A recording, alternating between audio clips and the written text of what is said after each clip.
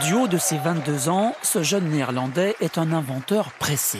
Avec 2 ans d'avance, son collecteur de déchets pourrait être mis à l'eau dans le Pacifique après des tests en mer du Nord. C'est un système de boudins flottants.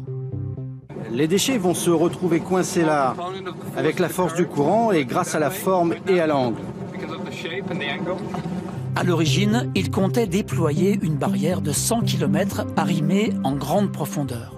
Aujourd'hui, c'est plutôt une flotte d'une trentaine de barrières d'1 kilomètre chacune, soutenues par une ancre.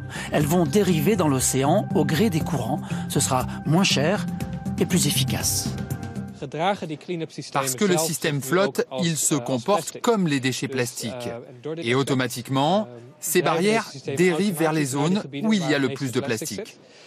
Au lieu de nettoyer 42% des déchets plastiques du Pacifique en 10 ans, nous avons calculé qu'il en nettoiera 50% en seulement 5 ans.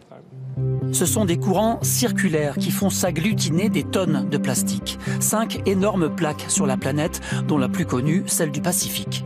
Les nettoyer est donc salutaire, éviter leur progression l'est encore plus. Il faut l'encourager aussi à déployer ses filets devant les estuaires, devant le Rhône, devant les grands fleuves de la planète. Parce que tous les déchets plastiques viennent en grande partie de ces fleuves. Jusqu'à 1 millier d'années, la durée de vie du plastique donne le tournis. Le plastique se décompose en micro-déchets qui entrent ensuite dans la chaîne alimentaire.